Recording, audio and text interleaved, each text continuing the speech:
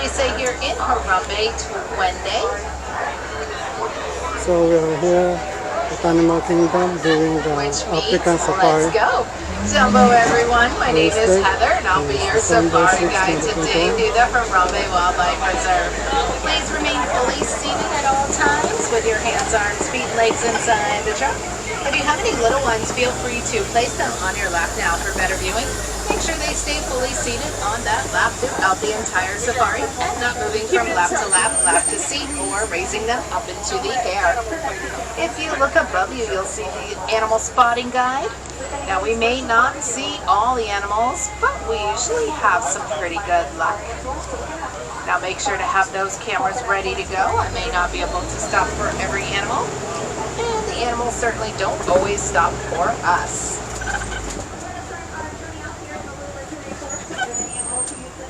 Alright friends, we're just going to wait for the final clearance from the warden and then we can get our safari underway. Now make sure to hang on to any loose items that might fall off the truck. I cannot stop the truck to pick anything up. And please do not reach out, call out, make any kind of noises to the animals. This is their home. We do want to respect them. Also, for the safety of the animals, there is no eating throughout the entire safari.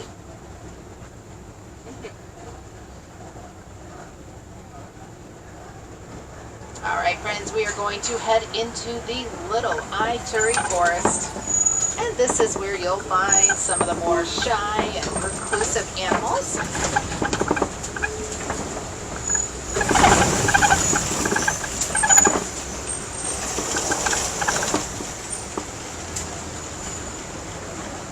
Over to your right side is the Okapi. Now a lot of people think they're related to zebras because of their white stripes, but they're actually related to giraffes. The males will have ossicones or little horns on their head, and the Okapi have a long prehensile tongue that they use to grasp leaves off the trees. The animals here in the Ituri Forest will use their camouflage or colors and markings to help blend into their surroundings. This will help to keep them safe from their predators. And since they rely so much on the trees, it is very important that we use paper products responsibly.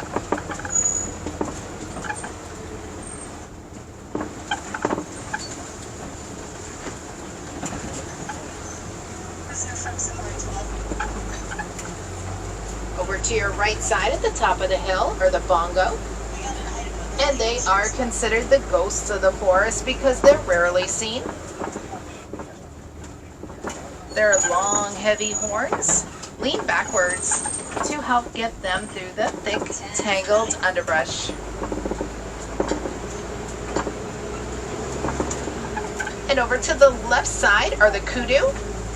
The females do not have horns and can be found in groups of 3 to 10 individuals, while the males have horns and are solitary.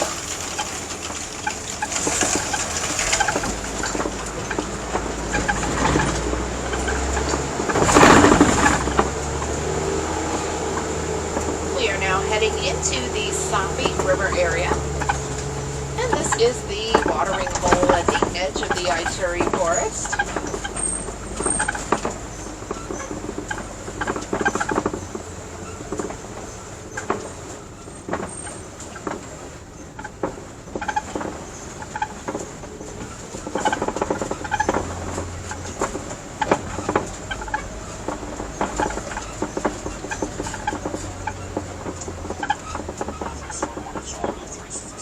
Birds over to your left side are called pink-backed pelicans.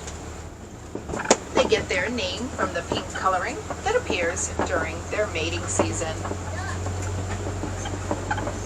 And they have a wingspan of about 7 to 9 feet long, which is about the length of the canopy over your head.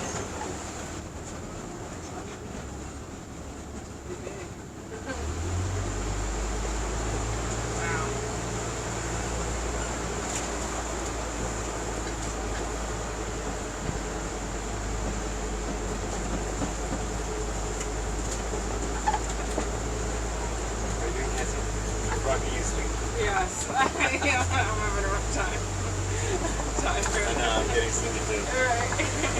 Down to your left side, you'll see the Nile Crocodiles. They can live to be over 40 years old. Their diet mainly consists of fish, but they'll eat anything unfortunate enough to cross its path.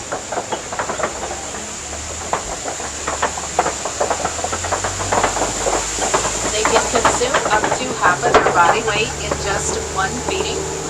An adult Nile crocodile will typically consume about one full meal per week, but have been known to go months without eating when food is scarce. We are now headed to the Savannah overlook. The tree coming up to your right side is called a Baobab Tree. In times of drought, it can store water in its trunk, and in order to conserve water, it can remain leafless for up to 9 months out of the year.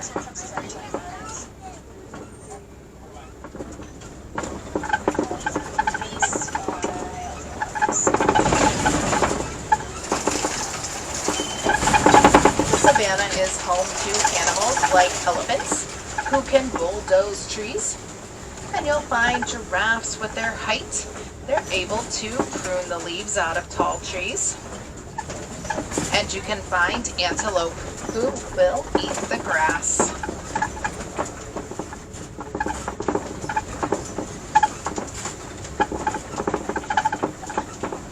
Coming up to your right side, you'll see the Ancholy Cattle, and they're often called Watusi, after the people who first domesticated them. Their horns grow about 3 to 4 feet long.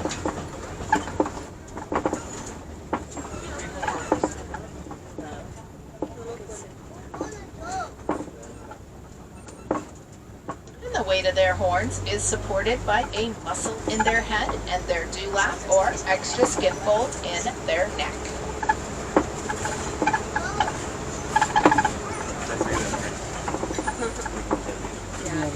Over to your left side on top of the den are the spotted hyenas. They are found in a matriarchal society. They have very powerful jaws that can crush bone. And a lot of people think of them as just scavengers, but they can also be hunters.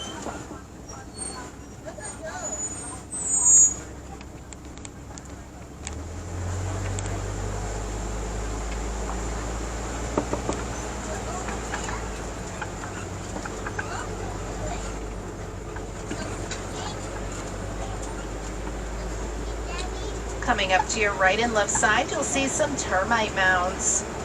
And they're made out of soil, saliva, and dung. Elephants can use them as a scratching post. And if they get worn down, antelope will use them as a lookout post for predators.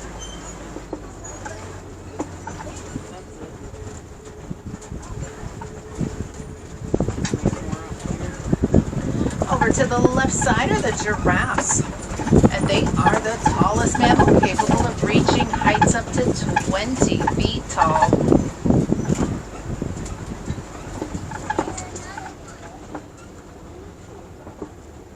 They have an 18-inch long prehensile tongue. A group of giraffes are called a tower. A newborn giraffe, on average, is about 6 feet tall, and they're capable of standing and walking within the first hour of being born. This will help them to evade their predators. Over to the right side, you'll see the Hartman's mountain zebra. And they are the only zebra species to have a dewlap. It's an extra skin fold in their neck that will help to keep them cool during the warmer temperatures. A group of zebra are called a dazzle. Each giraffe and each zebra will have their own unique pattern, just like every human has their own unique fingerprint. We'll see the giraffes again to the left side.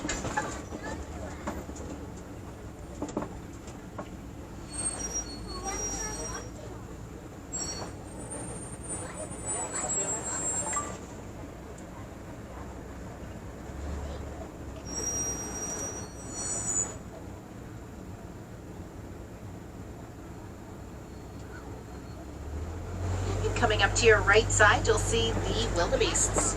They're often called new because the grunt sounds they make sound like new. There'll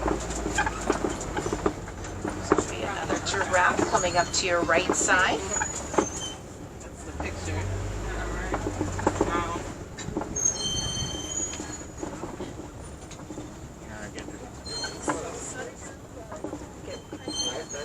One smile. One smile. That's stupid.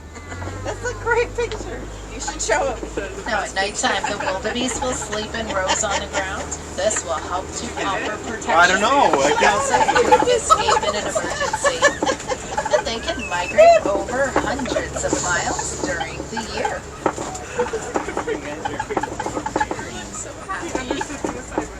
Now, the Savannah is an area that does not get enough rain to be considered a rainforest, but it does get too much rain to be considered a desert.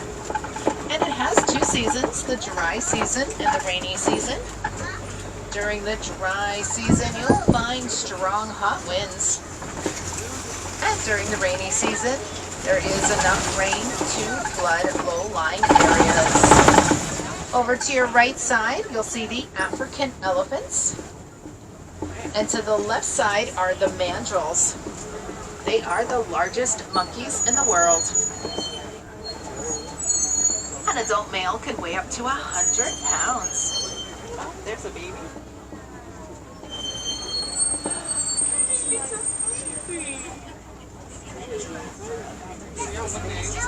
See the elephants?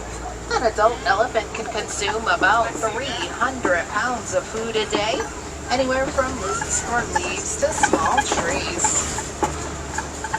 We'll see those elephants again over to the right side.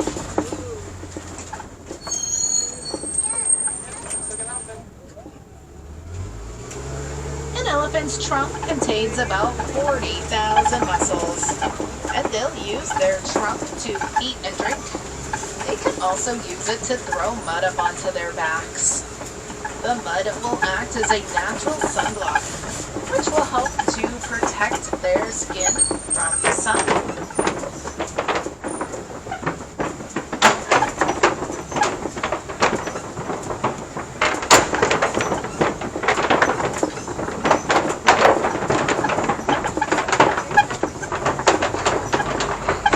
Coming up will be the red clay pits. Over to the right side, you'll be able to see elephant tusk marks in the clay.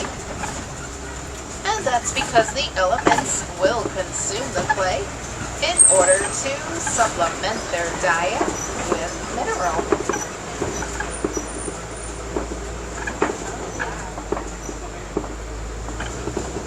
Elephants are found in a matriarchal society, where the females will spend the majority of their time together with their young.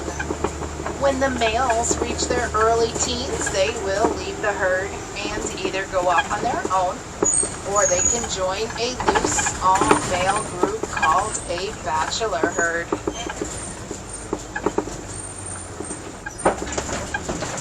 One human-elephant conflict is the mining of a metallic ore called coltan.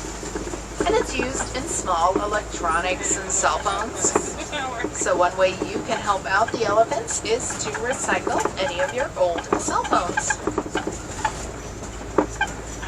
African elephants are considered a keystone species, which means they can help shape their environment. Just over to your right side, you'll see the eland. And they are the largest antelope. I think we can make one smile. A male can stand about 6 feet tall at the shoulder, and they're capable of leaping up to 8 feet vertically off the ground from a standing position.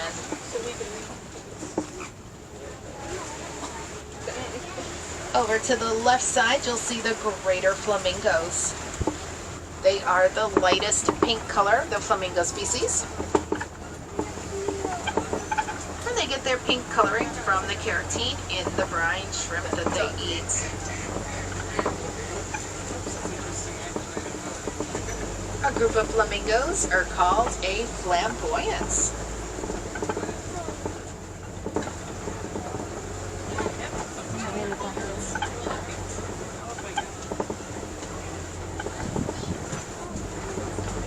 greater flamingos typically do not migrate, but they will in search of better living if they have poor water quality or lack of a food source. So one thing you can do to help out greater flamingos and other animal species is to help keep our water sources clean.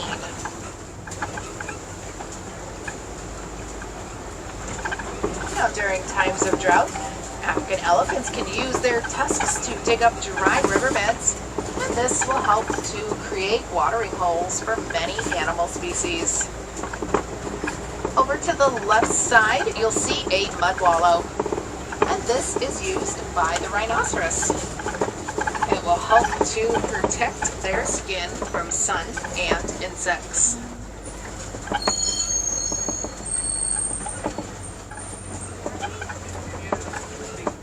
Rhinos can charge at speeds up to 35 miles per hour, and a group of rhinos are called a crash.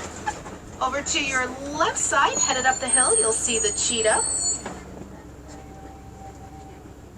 They are the fastest land mammal, capable of reaching speeds up to 60 miles an hour in just 3 seconds. Although they can only maintain that speed for a few hundred yards though. They will do their hunting during the day, and the tear mark that goes from the corner of their eye down to their mouth will help to reflect the glare of the sun. Cheetahs are built for speed, not power, so they could be easily chased off by lions or hyenas. Over to your right side up on the hill are the waterbuck. And like their name sound, they'll spend a lot of time near aquatic environments. They're a more sedentary animal. They will not migrate over great distances. Now, unfortunately, rhinos are being illegally poached for their horns, but their horns are made out of keratin, which is nothing more than our fingernails or hair. So fortunately, there are local organizations helping to raise awareness for the endangered species. Over to your right side, you'll see the white rhinoceros, and they can weigh up to 5,000 pounds. They have a wide lip that they use to graze grass off the ground.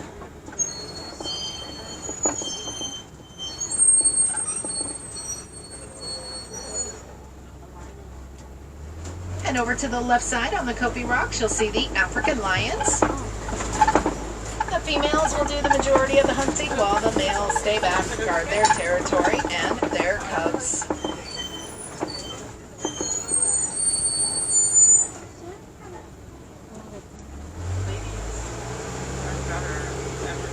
Their roar can be heard up to 5 miles away, and they can sleep for rest for 16 to 20 hours a day.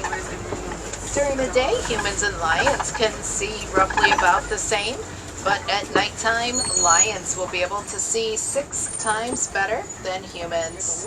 Over to the left side, you'll see the warthogs. They are in the same family as domestic pigs, and they'll use their snout and large tusks to help dig the burrows that they live in. When they go in the burrows, they go in backwards so that their tusks face out for protection. Coming up to your right side, you'll see the ostrich, and they are the largest bird.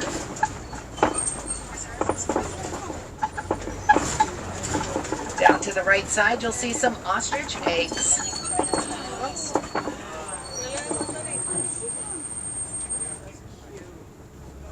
One egg can weigh about 3 pounds, which is roughly equal to 2 dozen chicken eggs. A person is actually capable of standing on an egg without breaking it. And just by having those large wings, the ostrich cannot actually fly.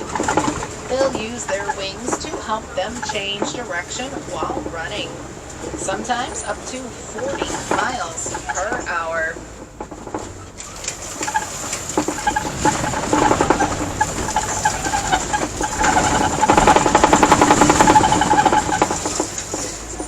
Coming up to the left side, you'll see the Wardens Post.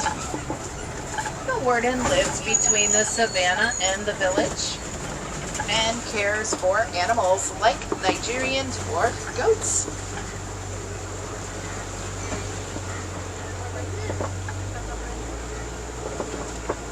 The milk that the goats produce is high in value and in protein, so the warden is able to sell the milk, which will help the villagers to rely less on the wildlife, and so it will help to protect the wildlife and their habitat.